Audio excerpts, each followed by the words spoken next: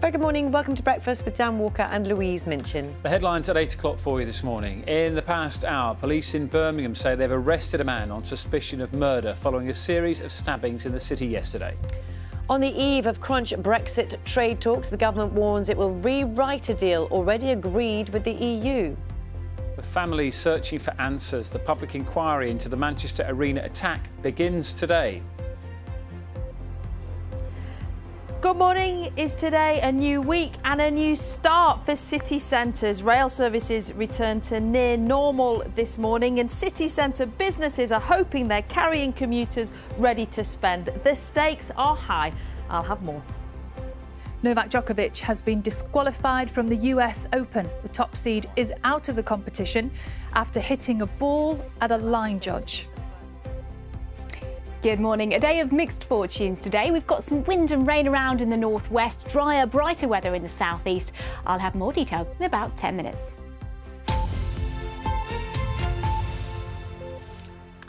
Good morning. It's Monday. It's the 7th of September. The top story for you this morning, it's just gone 8 o'clock. In the last hour, police in Birmingham say a man has been arrested on suspicion of murder.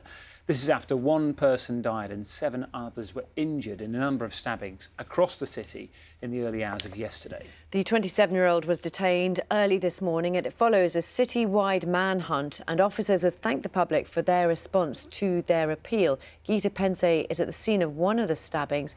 Morning to you, and just tell us what more you know about the man who's been arrested. Good morning. Yes, we just got this new information from West Midlands Police in the last half hour to say a man has been arrested on suspicion of murder and on 7 counts of attempted murder. Now, we understand that the police went to an address in Selly Oak at 4 a.m. this morning where a 27-year-old man was arrested. He's now in police custody and being questioned by the police. Well, last night, West Midlands Police did release CCTV footage of a man suspected of carrying out these attacks, and they say they had a really strong response from the public to that CCTV footage. A new line of inquiry emerged throughout the night which led them to this address in Selly Oak and the arrest that's been made. And they say whilst this is a crucial development, they're still urging anyone that might have information to come forward and to contact the police. And of course, as we can see where you are, investigations as well still ongoing. Yes, absolutely. I'm on Irving Street, which is one of the 4 locations in the city centre where these attacks took place. Those areas are also cordoned off. Large parts of Birmingham do remain open. They were open yesterday, and local leaders have said that they encourage people to come into the city centre if they plan to, but there will be a greater police presence, as you'd imagine, as the investigation continues. Gita Pense in Birmingham. Thank you. The government is planning new legislation which could override key parts of the Brexit withdrawal agreement made last year. Downing Street insists it is a standby bill in case the trade talks with the EU fail. Labour's joined Irish political leaders in condemning the plans. Let's get the very latest from our political correspondent Ian Watson, who is live from Westminster this morning. Ian, good morning to you. So, what impact could all this have on the Brexit talks tomorrow? Yeah, so those talks get underway again tomorrow, Dan, as you say, and I think what is happening now is we're reaching a crunch time in these negotiations. What the government is hoping to emphasise to the EU is it should take seriously its willingness, its threat, if you like, to walk away from those talks with no deal at all. Yesterday, the chief negotiator, Lord Frost, was saying that Britain wouldn't blink in these negotiations. Today, the Prime Minister is making it very clear that he believes Britain could thrive if it walks away without a trade deal when we leave the transition period at the end of this year. And George Eustice, the Environment Secretary, speaking in this programme a little bit earlier, emphasised that the time in which we can get a deal is now running out.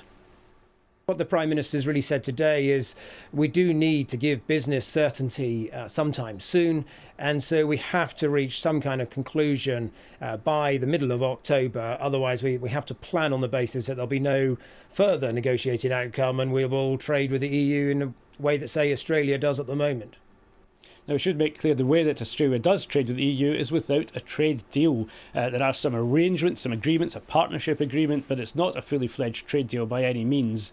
And in fact, there are still tariffs. In other words, it could cost more for goods to come into the country under that basis. And against this backdrop, the government is introducing legislation this week which would also give it the option, the flexibility to move away from agreements that have been reached over Northern Ireland. Now, government ministers are saying actually we're going to stick by our commitment. There will still be some checks between some goods going between Great Britain and Northern Ireland. Nonetheless, they're describing this as a fallback option in case trade deals fail. There's two interpretations of what the government's up to here at Westminster. One is saying this is another attempt to put pressure on the EU to make concessions to get a trade deal. The other interpretation is that the government is more or less giving up on the prospect of getting that trade deal and is trying to make arrangements for how it will behave when we leave the transition period without a deal with the European Union.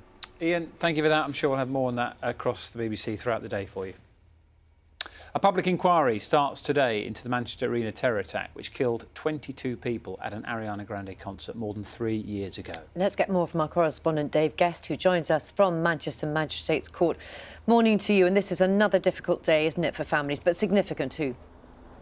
Morning. Yes, it is indeed, Louise. Of course, over 3 years since that terror attack. And what we do know, of course, is that 2 people were responsible for the deaths and injuries suffered in Manchester on that night. There are, of course, Salman Abedi, the man who blew himself up with that suicide bomb, and his brother Hashim, who helped him plot the attack. He is now serving at least 55 years in jail for 22 murders and the attempted murders of all the other people who were injured. This inquiry will be looking at whether the security services could have done more to have stopped these 2 in their tracks. Salman Abedi was on their radar, and the inquiry will be looking to examine how was he monitored at all, and could anything have been done to have prevented what happened in May 2017. The inquiry will also be looking at security at the arena that night.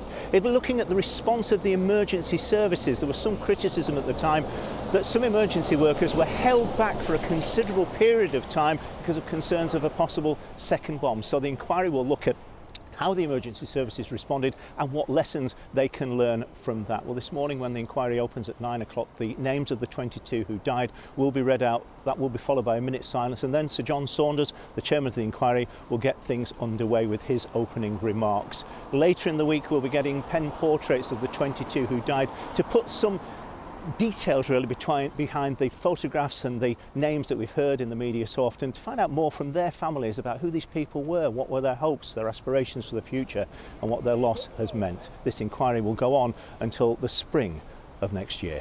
Dave Guest, thank you. A limited number of driving tests will be available to book from today, but learners are being warned there'll be a very high demand for relatively few tests. More than 200,000 were cancelled and tens of thousands were delayed because of the coronavirus pandemic. Candidates in Scotland will also be able to book tests from today.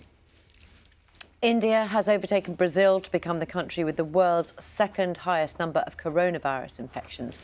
It recorded more than 90,000 positive cases on Monday in a new daily record, bringing the total to more than 4 million, with over 70,000 deaths.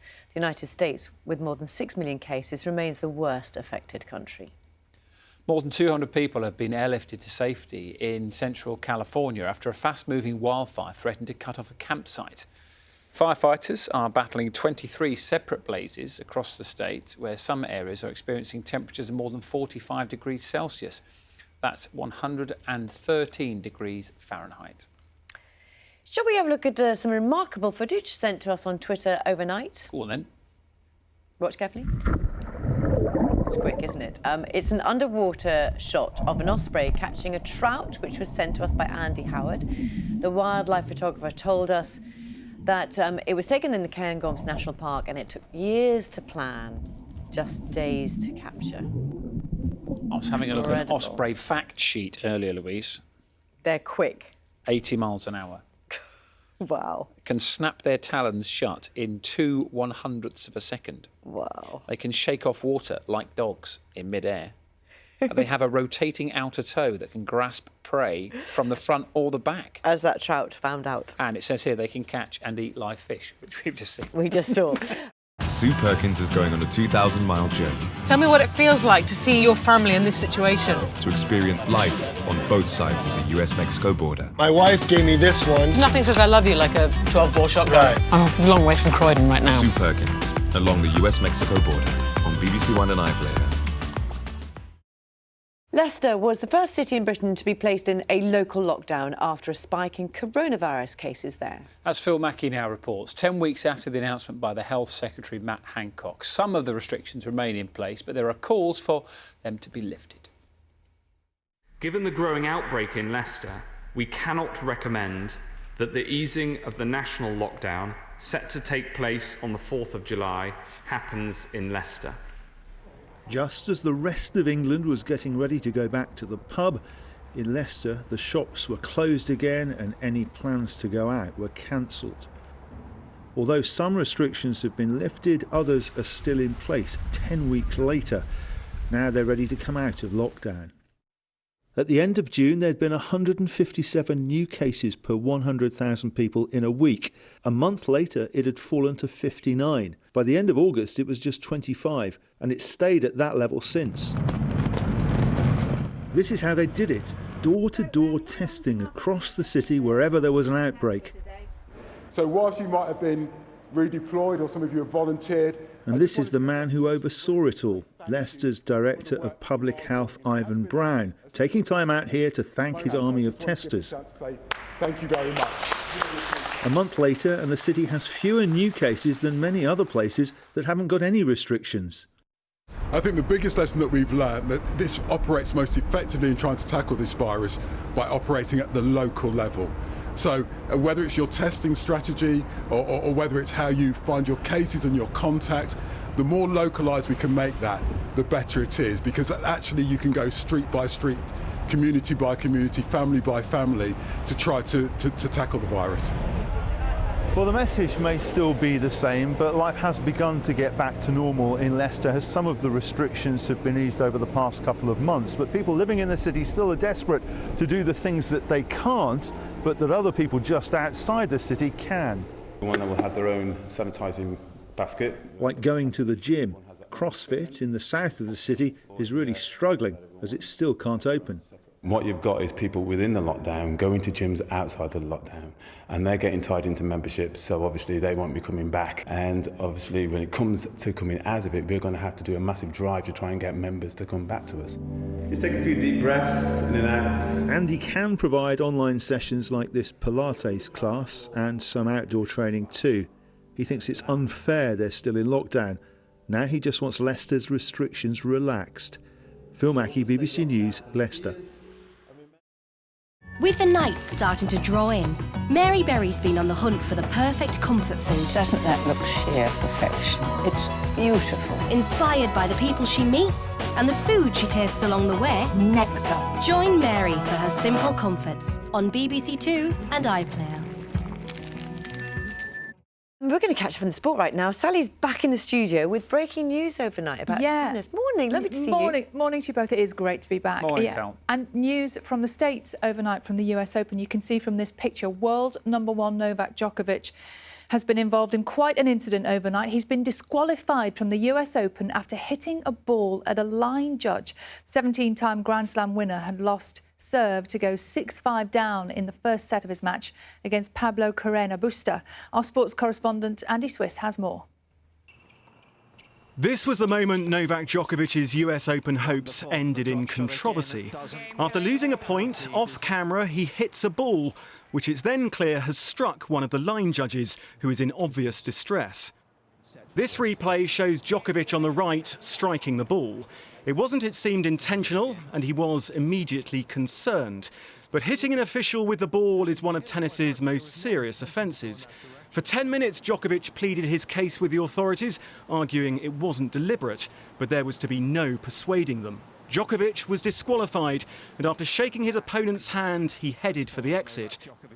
Djokovic, remember, is the top seed and the world #1, but his hopes of another Grand Slam have ended in extraordinary circumstances. Andy Swiss, BBC News. Well, Djokovic didn't fulfil any of his media commitments after the match, but he did release a statement. This is it. This whole situation has left me really sad and empty. I checked on the lines person and the tournament told me that thank God she is feeling OK. I am extremely sorry to have caused her such stress. So unintended, so wrong.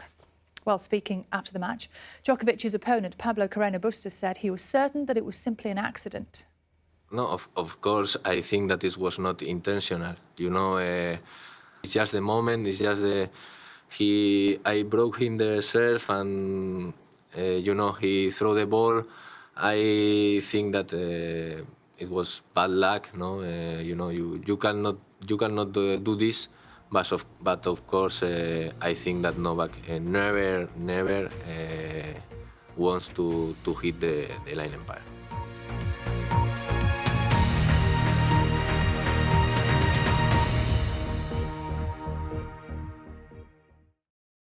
See the headlines as they happen and watch BBC News live in the app and get the full story with bbc.co.uk/news.